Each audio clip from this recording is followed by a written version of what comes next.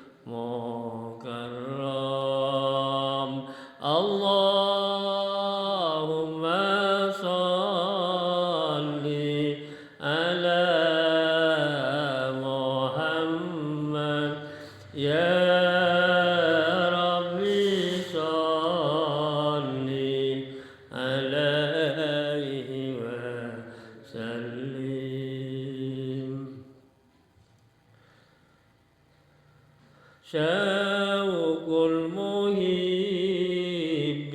إلى محمد أفلاه ثم به تهيم. اللهم صل على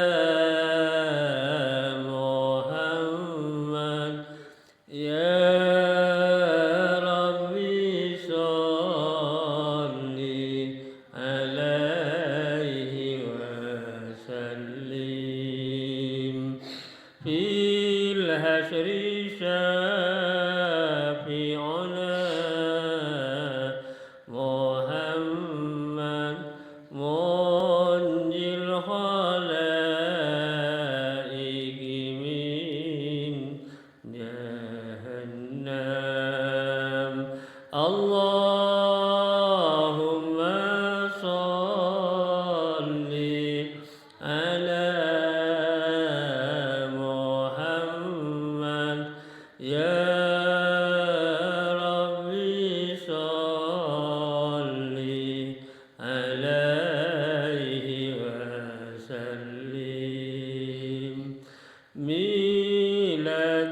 سيدنا محمد أم القرى بلد مؤظم اللهم صل على محمد يا ربي صل عليه وسلم أحيا الدجى زمنا محمد مولاه سلمه وكلم اللهم صل على محمد يا ربي صل عليه وسلم أدعوك أحمد يا محمد يا سيد الرسل المقدم اللهم صل على محمد يا ربي صل عليه وسلم اشفع إلى الله يا محمد يوم القيامة كي أنعم اللهم صل على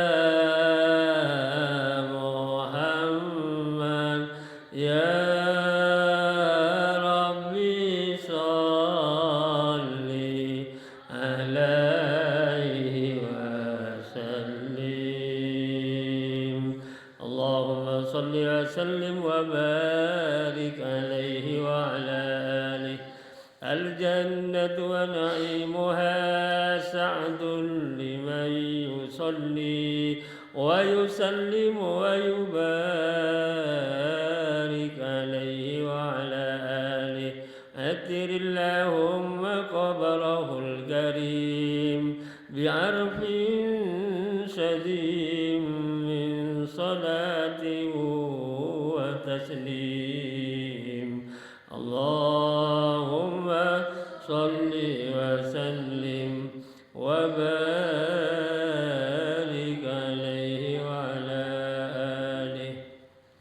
Mudah-mudahan dengan bacaan salawat Nabi kita semua nanti mendapatkan syafaat dari Rasulullah Sallallahu Alaihi Wasallam, dan mudah-mudahan kita besok di akhirat di hadapan Allah bisa berkumpul bersama Nabi Muhammad, para nabi-nabi yang lain, para siddiqin, para syuhada, para sholihin, para ulama, dan akhirnya kita semua oleh Allah dimasukkan bersama dengan beliau-beliau itu di dalam surganya Allah yang penuh dengan nikmat. Amin Allahumma amin.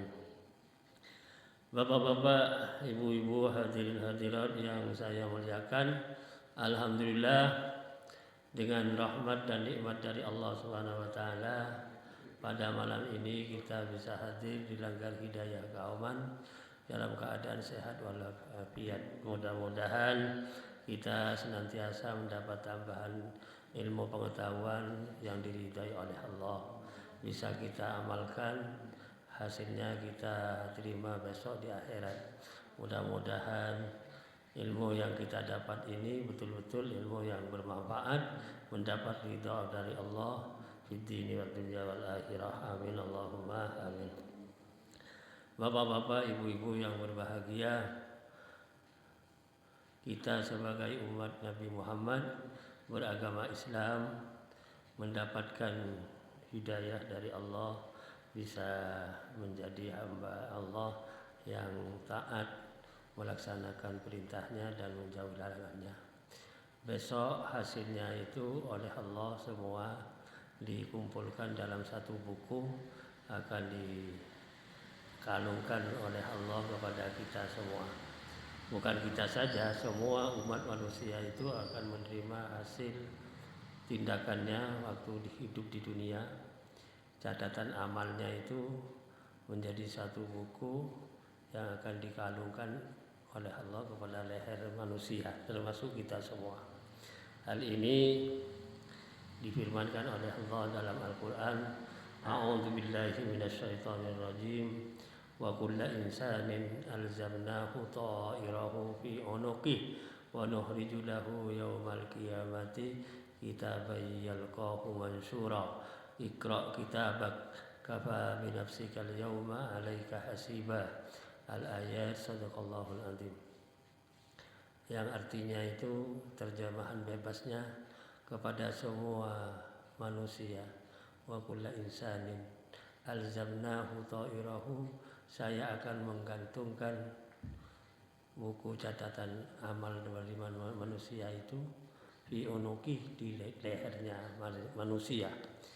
Jadi oleh Allah rapot, kalau sekarang itu anak sekolah dapat rapot ya, catatan amal, hasil belajar di sekolah itu dicatat oleh guru. Kalau kita ini hasil tindakan itu oleh malaikat dicatat, diakomodir oleh malaikat semua menjadi buku. Besok oleh Allah akan dikembalikan kepada masing-masing, termasuk kita, menjadi buku yang dikantungkan di lehernya. Alzamnahu ta'irahu fi unuqi wa nukhriju lahu yaumal qiyamati kitaban yalqahu mansyura. Semua catatan itu yang dicatat oleh malaikat dikumpulkan satu buku itu oleh Allah Ta'ala, besok akan dikeluarkan, disebarkan kepada masing-masing manusia, termasuk kita semua. Kemudian setelah buku itu diterima oleh masing-masing manusia, termasuk kita, Allah tahu, Iqra kitabak, bacalah catatan buku ini. Iqra kitabak, catatan buku hasil amal kamu itu di dalam buku ini dibaca, gitu. Iqra kitabak, dengan membaca hasil di dalam buku itu, hasil amal perbuatannya, termasuk kita. Kafa bi nafsika al-yawma 'alaika hasiba, cukup kiranya bagi kamu hari ini sebagai hisab, hasil daripada tindakan waktu hidup di dunia yang tercatat di dalam buku itu. Kafa bi nafsika al-yawma 'alaika hasiba, cukup kiranya bagi kamu hari ini sebagai hisab daripada tindakan yang kamu lakukan waktu hidup di dunia. Bapak-bapak, ibu-ibu yang berbahagia, umat Muhammad itu besok akan terbagi menjadi 3 kelompok itu.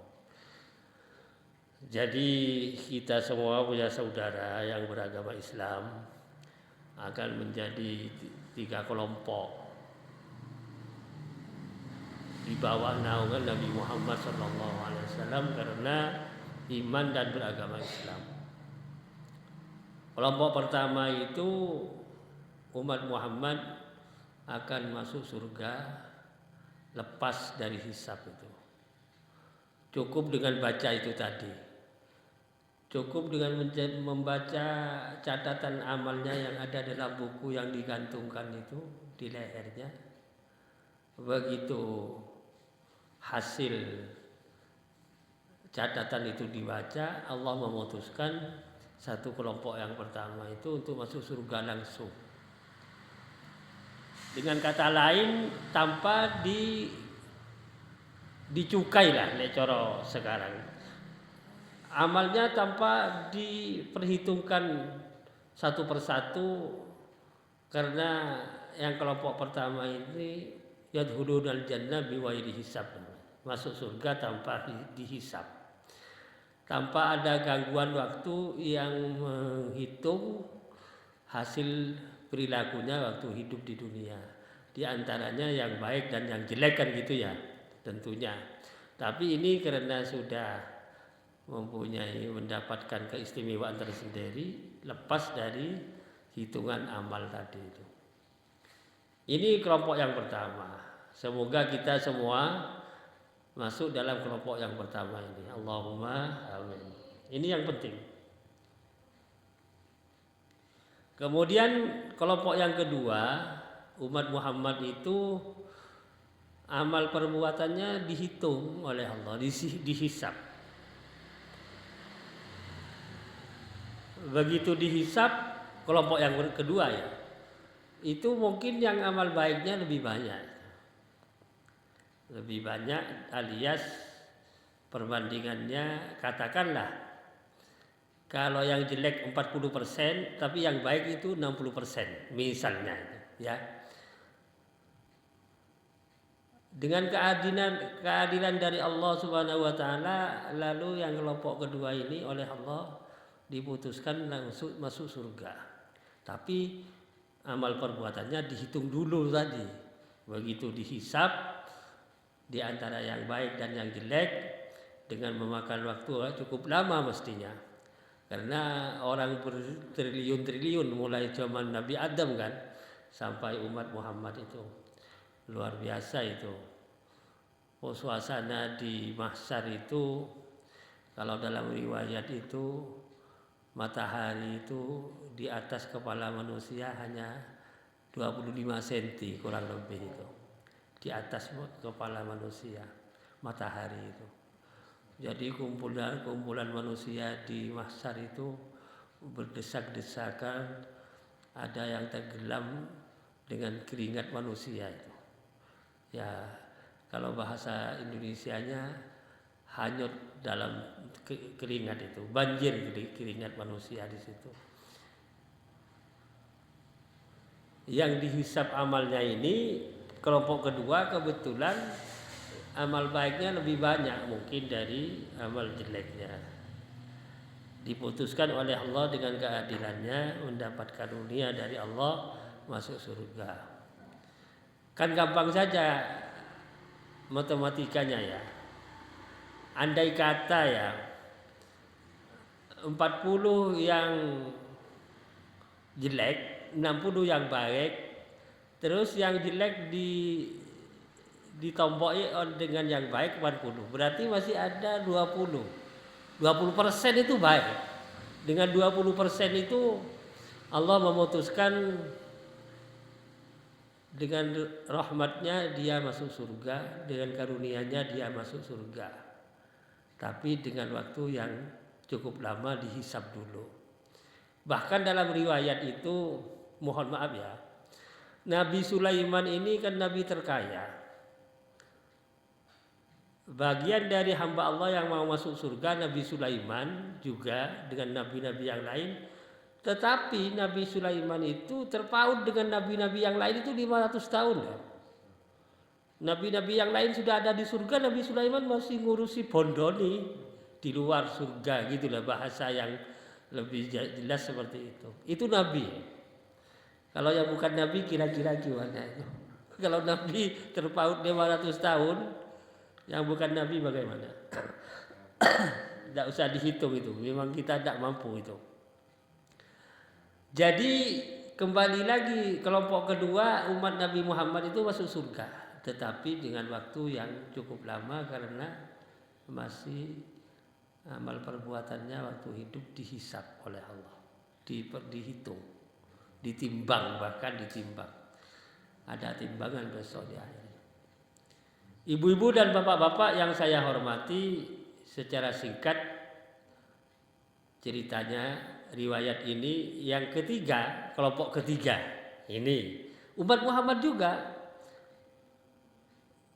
masuk surga, tapi sebelum diputuskan oleh Allah dihisab, mungkin amal jeleknya lebih banyak dari yang baik.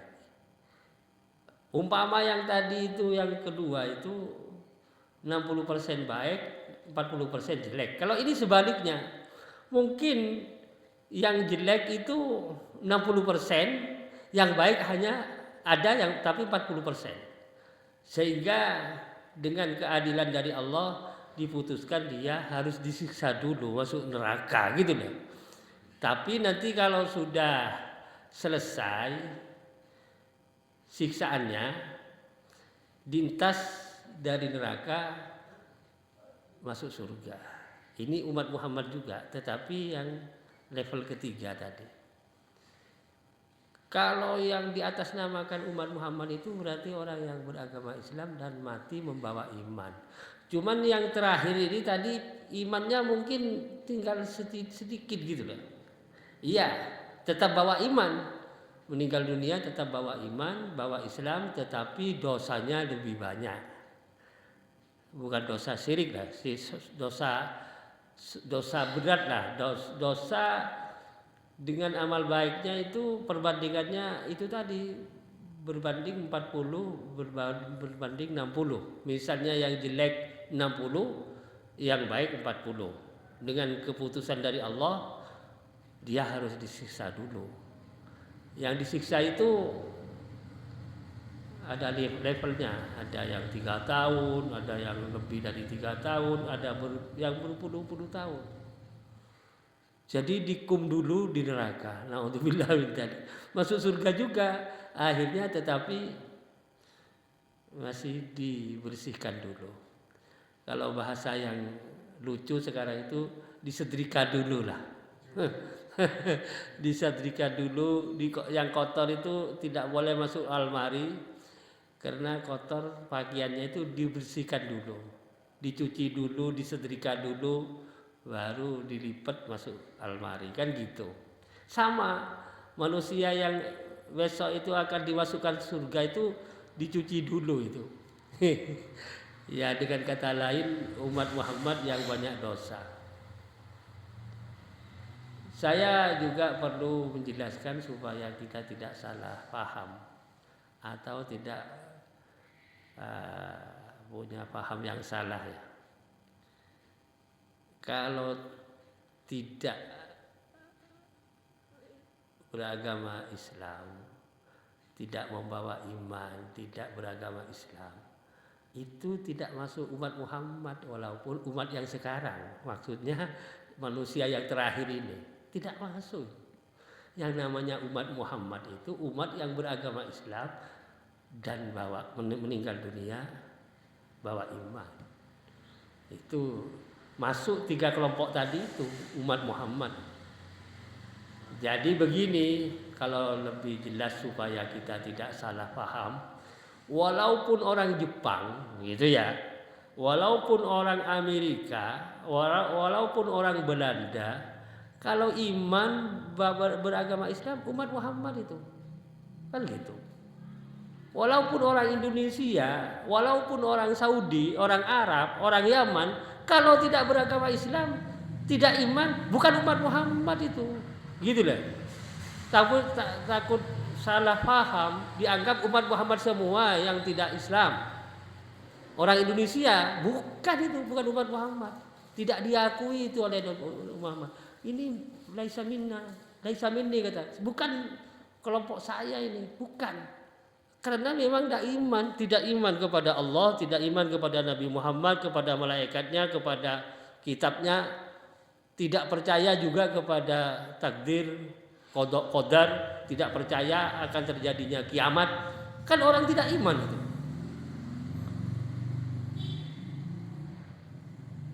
Jadi kalau dikaitkan dengan beraneka ragamnya orang yang punya latar belakang beda-beda, kalau di mata manusia itu beda-beda, tidak masalah. Dan kita sama-sama menghargai kan gitu. Dalam arti tidak musuh-musuhan dengan orang yang beda keyakinan. Tapi kalau urusan kelompok di bawah naungan Nabi Muhammad, kalau tidak iman bukan di bawah naungan Nabi Muhammad, bukan. Saya tegaskan supaya tidak salah. Soalnya orang banyak yang tidak dikira orang Indonesia ini umat Muhammad semua. Banyak yang bukan umat Muhammad. Banyak karena tidak percaya kepada Nabi Muhammad kan. Tidak percaya kepada Allah lah. Dengan kata lain agamanya beda dengan kita. Bukan umat Muhammad itu. Tegas sekali lagi, walaupun orang Cina kalau iman kepada Allah beragama Islam itu umat Muhammad. Bukan umatnya orang yang tidak iman. Jadi supaya kita tahu, karena banyak orang yang kepiahuyah namanya, dikira kalau bukan orang Indonesia bukan ya karena memang belum tahu status dirinya sebagai umat beragama. Pokoknya yang namanya umat Muhammad itu umat yang ikut Nabi Muhammad, percaya kepada Nabi Muhammad sebagai Nabi Allah, utusan Allah, beragama Islam. Itu umat Muhammad. Walaupun bukan bangsanya, bukan bangsa kita. Ini memang ditegaskan oleh Allah. Ya ayuhan nas inna khalaqnakum min dzakarin wa unsa wa ja'alnakum syu'uban wa qabaila lita'arafu, kan begitu. Tapi Allah menegaskan inna akramakum indallahi atqakum. Sudah jelas itu. Sesungguhnya saya wahai manusia menjadikan kamu itu kelompok laki-laki dan perempuan. Dan saya menjadikan kamu itu semua bersuku-suku, berbangsa-bangsa. Tapi dengan beda suku, beda bangsa, yang diperlukan oleh Allah itu adalah lita'arafu, gitu, supaya saling kenal mengenal, bisa hubungan hidupnya. Nah, kalau dalam orang bahasa sekarang interaksi sosial di antara sesama manusia maksudnya. Tetapi harus tahu inna akramakum indallahi atqakum. Sesungguhnya yang paling mulia di antara kamu sekalian itu di sisi Allah adalah kadar takwa kalian. Jadi oleh Allah Ta'ala, walaupun bangsa Cina, maaf ya, walaupun bangsa Jepang, walaupun bangsa Belanda, kalau iman takwa kepada Allah dimuliakan oleh Allah itu. Walaupun orang Indonesia kalau tidak iman, tidak takwa, ia direndahkan oleh Allah. Dalam arti tidak dimuliakan, tidak akan masuk surga juga, kan gitu. Jadi supaya jelas bangsa-bangsa yang beda itu di sisi Allah itu sama dengan kadar takwanya. Kalau takwanya tidak bisa dipertanggungjawabkan, dengan kata lain tidak takwa kepada Allah, ya tidak bisa itu. Tidak mulia di sisi Allah. Oleh sebab itu saya ciptakan kalian kelompok laki-laki dan perempuan, dan saya ciptakan juga bersuku-suku, berbangsa-bangsa. Lita'arafu, supaya saling kenal mengenal. Ya, orang Indonesia kenal dengan bangsa Cina, orang Cina kenal dengan bangsa Arab, kan begitu. Tidak apa-apa, memang dita'arofu. Tetapi intinya inna akramakum indallahi atqakum. Sesungguhnya yang paling mulia di antara kalian di sisi Allah adalah kadar takwa kalian. Jadi kalau mau dijelaskan secara jelas terang, bangsa apa saja diikat dengan satu akidah menjadi umat Muhammad itu. Bangsa apa saja itu. Bangsa Cina, bangsa Jepang, bangsa Amerika, bangsa Belanda, bangsa Arab, kalau diikat dengan satu akidah Islam namanya, yaitu umat Muhammad. Sebaliknya, walaupun satu bangsa, kalau memang beda-beda, yang beda-beda itu faktor keyakinannya beda, ya yang bukan umat Islam, bukan umat Muhammad, walaupun satu bangsa. Dan supaya kita tahu substansi daripada status manusia hidup di dunia yang bersuku-suku, berbangsa-bangsa, makanya ulama memberi konsep untuk persaudaraan itu ada 3. Ukhuwah Islamiyah, enteren sama-sama umat Islam. Ukhuwah Wataniyah, sama-sama satu bangsa Indonesia.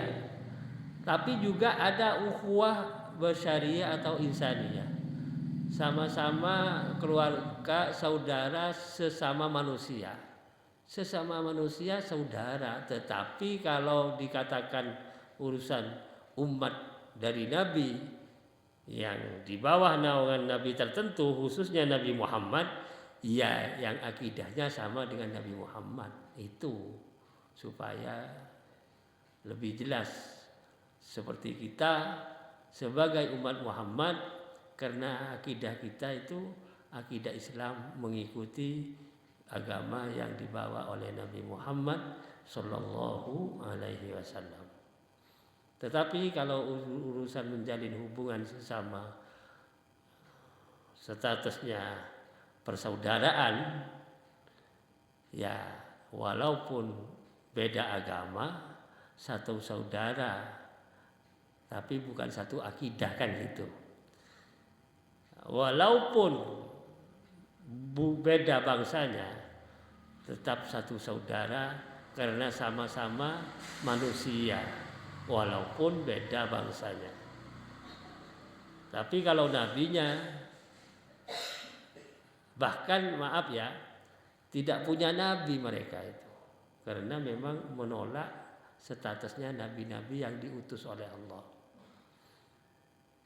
Walaupun misalnya ya, mengaku nabinya Nabi Isa, Nabi Musa, nabinya ya tidak nerima itu karena tidak mengikuti akidahnya nabinya, cuma ngakunya saja.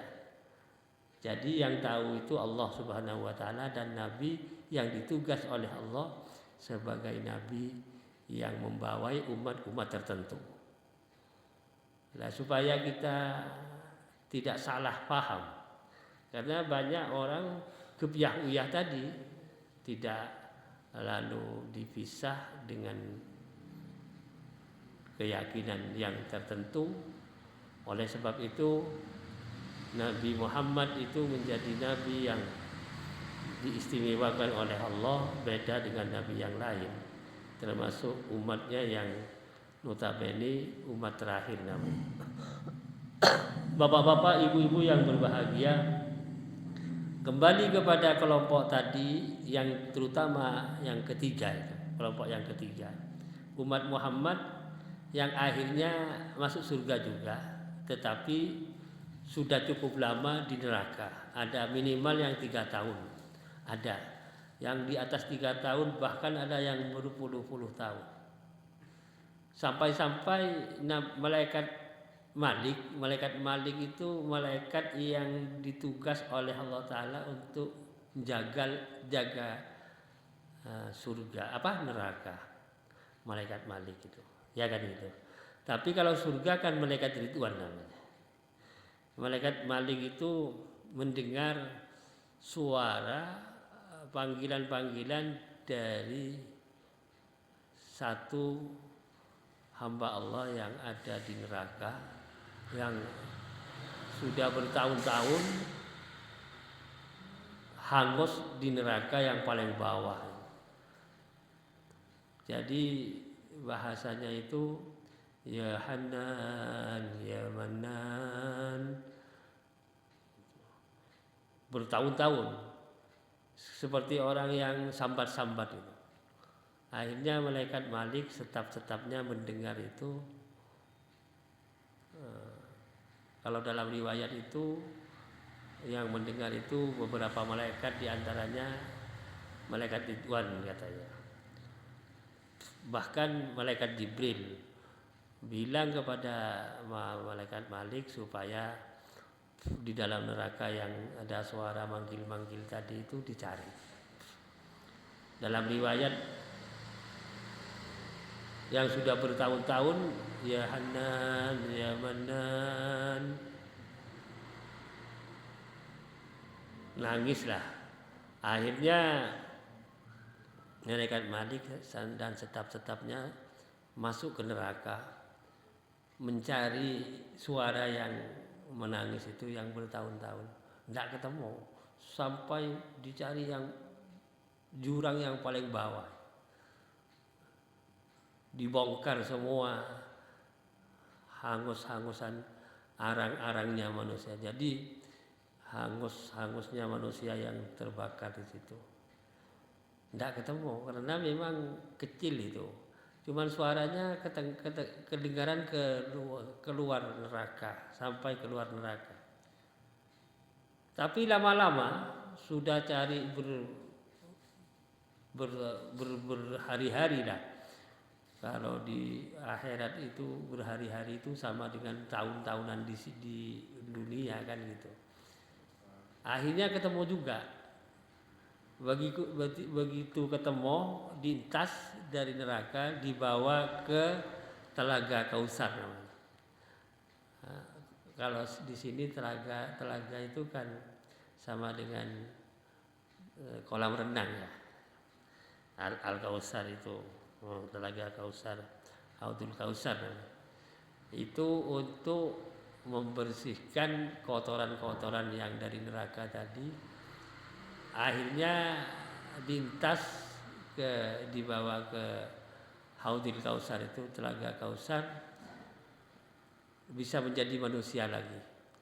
Yang kecil tadi itu, iman yang setitik iman yang bersuara tadi, tidak terbakar itu, walaupun lamanya sekian lama, bertahun-tahun di neraka, tapi tidak terbakar. Bahkan nyuara sampai didengar oleh malaikat.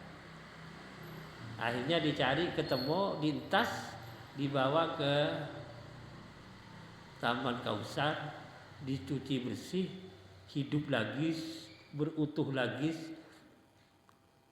menjadi manusia ahli surga, mau masuk ke dalam surga. Ini yang kelompok ketiga tadi. Tapi ya itu tadi, kalau diceritakan ngeri sebetulnya. Karena jangankan bertahun-tahun, ahli neraka itu kalau lintas ditaruh ke api dunia itu tidur 70 tahun kok. Jadi dingin itu api dunianya dibanding dengan panasnya api neraka. Di riwayat dalam kitab jelas itu panas. Karena waktu proses bawa api ke dunia itu mengambil itu uap dari apa namanya, kalau atom ya, atom yang paling kecil itu ya, lebih kecil dari debu yang kecil ya, itu dibawa ke dunia, hangus gunung yang besar itu hangus, meledak gitu, walaupun dikasih atom yang sangat kecil itu dari neraka itu yang ditaruh menjadi api dunia sisa uap dari gunung yang meletus karena tadi diberi setitik kecil sangat dari neraka itu bisa meledak menjadi api yang luar biasa. Gunung itu uapnya itu sedikit ditaruh di dunia menjadi api dunia sekarang, gitulah. Makanya ahli neraka itu kalau lintas bisa tidur nyenyak di api neraka, di api dunia 70 tahun. Nauzubillah min dzalik. Bapak-bapak, ibu-ibu yang berbahagia, gambaran mengerikan betul kalau cerita tentang kehidupan besok di akhirat oleh Allah Ta'ala. Untuk umat Muhammad kan ditempatkan di surga kan gitu ya. Tapi umat Muhammad yang tadi disiksa dulu itu di surga juga, tapi setelah dicuci dari neraka. Ya, kita memohon saja kepada Allah, mudah-mudahan kita oleh Allah besok ditimbali dengan membawa iman dan Islam. Kalau toh besok di akhirat oleh Allah dimasukkan ke surga tanpa hisab. Allahumma amin. Itu yang penting itu. Bisa kira-kira bisa. Apa katanya Allah tak? Tapi tentu sesuai dengan tindakan kita. Karena tindakan kita di dunia ini dicatat oleh malaikat. Malaikat Ridwan, malaikat Raqib dan Atid kan gitu. Kebetulan yang sebelah kanan dan kiri ini dua malaikat, malaikat Ridwan, malaikat Raqib dan Atid. Tapi yang jaga neraka malaikat Malik, yang menjaga surga malaikat Ridwan. Yang tukang tanya mayit di kuburan malaikat Mungkar dan Nakir kan gitu. Berapa itu? 6. Ya toh? 6 malaikat toh. Yang 4 itu malaikat muqarrabin namanya, malaikat Jibril, Mikail, Israfil, Israil. 4. Kan yang wajib kita kenal malaikat itu 6. Iya kan? Yang wajib kita kenal malaikat itu 10. Malaikat Jibril, malaikat Mikail, malaikat Israfil, malaikat Israil. Malaikat Malik, malaikat Ridwan, malaikat Mungkar, malaikat Nakir, malaikat Raqib, malaikat Atid. 20 ya. 10. Yang 6 selain dari 4. Malaikat Ridwan, malaikat Malik, malaikat Mungkar, malaikat Nakir, malaikat Raqib, malaikat Atid. 6. Yang 4 malaikat Jibril, malaikat Mikail, malaikat Israfil, malaikat Israil. 4 dengan 6 berarti 10. Wajib kita kenal namanya, kan gitu. Khusus yang oleh Allah ditugas untuk membawa wahyu Allah, malaikat Jibril. Wahyu Allah disampaikan oleh Allah kepada malaikat Jibril. Oleh malaikat Jibril harus disampaikan kepada Nabi yang oleh Allah ditugas untuk menerima wahyu. Terutama Nabi Muhammad menerima wahyu dari Allah melalui malaikat Jibril, menjadi dawuhnya Allah yang disebut Kalamullahil Qadim adalah Al-Qur'anul Karim.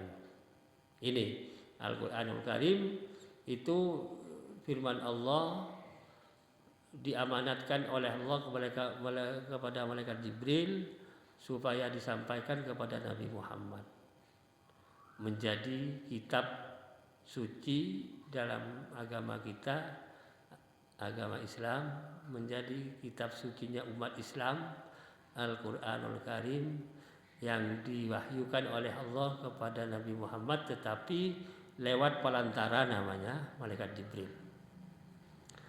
Ada wahyu Allah disampaikan kepada Nabi Muhammad langsung oleh Allah, tidak melalui malaikat Jibril. Itu namanya hadis kursi. Hadis kursi itu firman Allah langsung disampaikan oleh Allah kepada Nabi Muhammad tanpa malaikat Jibril. Tidak tersurat dalam Al-Quran. Kalau hadis kursi. Kalau yang tersurat dalam Al-Quran adalah firman Allah yang diwahyukan kepada Nabi Muhammad tetapi lewat malaikat Jibril, menjadi 114 surat itu. Ini malaikat Jibril. Kemudian yang kedua malaikat Mikail. Malaikat Mikail itu oleh Allah Ta'ala ditugas untuk mengatur angin, hujan, gitu, rezeki. Jadi yang diamanati oleh Allah untuk menyampaikan rezeki terutama kepada hamba Allah itu malaikat Mikail. Kemudian malaikat Israfil. Malaikat Israfil itu ditugas oleh Allah Ta'ala untuk meniup trompet. Trompet apa namanya? Sokogoyo namanya. Apa namanya? Trompet itu kalau ditiup dunia hancur kan gitu. Kiamat lah.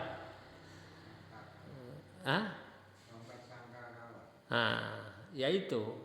Tapi kalau malaikat Israil ditugas oleh Allah Ta'ala untuk mencabut ruhnya manusia atau makhluk, terutama manusia, yang disebut malaikat maut itu.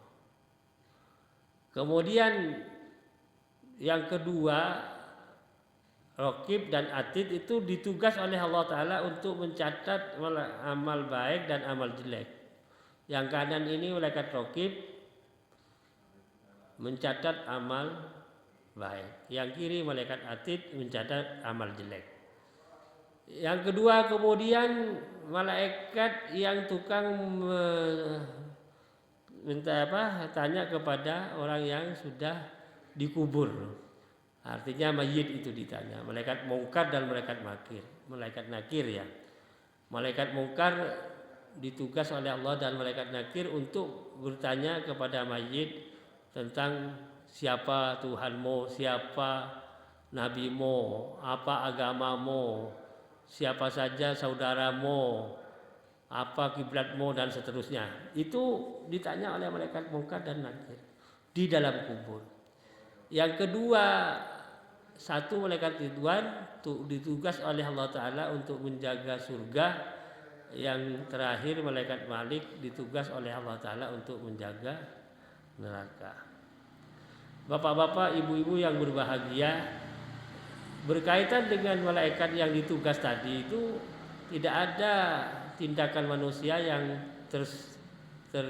ketinggalan lalu tidak dicatat oleh, tidak ada. Jadi semua malaikat mencatat tindakan manusia yang hidup melakukan sesuatu yang baik, amal baik dicatat oleh malaikat sebelah kanan. Kalau yang melakukan tindakan jelek dicatat oleh malaikat sebelah kiri. Hasilnya besok akan tinggal dilihat sendiri oleh semua manusia, yang berupa buku akan digantungkan oleh Allah kepada masing-masing manusia di hadapan Allah, diperintah supaya bukunya dibaca. Hasil catatan malaikat sesuai dengan amal perbuatan ketika hidup di dunia. Seperti apa yang dikatakan oleh Allah dalam ayat tadi, wa kullu insanin alzamnahu ta'irahu fi unuqi wa nukhriju lahu yaumal qiyamati kitaban yalqahu mansura iqra kitabak kafa bi nafsikal yauma 'alaika hasibah. Inilah yang bisa saya sampaikan bapak-bapak, ibu-ibu, sedikit ya, mudah-mudahan bermanfaat bagi kita untuk kita lebih waspada ke depan, karena kita akan menghadapi kehidupan yang ketiga itu. Ceritanya alam kubur. Nanti yang terakhir alam akhirat itu. Ini sekarang kita ada di alam kedua, surga. Di dunia yang jembar ini. Yang pertama kita kemarin ada di alam rahim ibu kita masing-masing selama 9 bulan 10 hari kurang lebih itu. Sekarang kita hidup di alam kedua, dunia yang besar ini. Nanti ketiga hidup dalam alam kubur yang disebut barzah itu. Alam transit itu kalau bahasa yang lebih jelas orang sekarang, transit dulu untuk ke akhirat. Soalnya nanti kehidupan terakhir di akhirat tanpa batas waktu. Kalau lama, yang paling lama di dunia sekarang itu jarang lah orang umur di atas 150 tahun, sudah jarang. Ya, kalau 100 masih ada 1-2 orang. Saya lihat calon jemaah haji yang kemarin ada yang 108, ada yang 116, pokoknya 100 lebih ada, tapi sedikit. 220 juta orang itu yang umur di atas 100 tahun itu bisa dihitung. Bapak-bapak, ibu-ibu yang berbahagia, gambaran sekilas seperti itu. Di dunia hidupnya sebentar, tapi besok di akhirat tanpa batas waktunya. Ya, tinggal kita merenung hidup itu ke depan itu, yang masa depan kita yang tanpa batas itu akhirat. مولاي صل وسلم دائما أبدا على حبيبك خير الخلق كلهم هو الحبيب الذي ترجى شفاعته لكل هول من الأهوال مقتحم يا ربي بالمصطفى بلغ مقاصدنا واغفر لنا ما مضى يا واسع الكرم ربنا آتنا في الدنيا حسنة وفي الآخرة حسنة وقنا عذاب النار. السلام عليكم ورحمة الله وبركاته.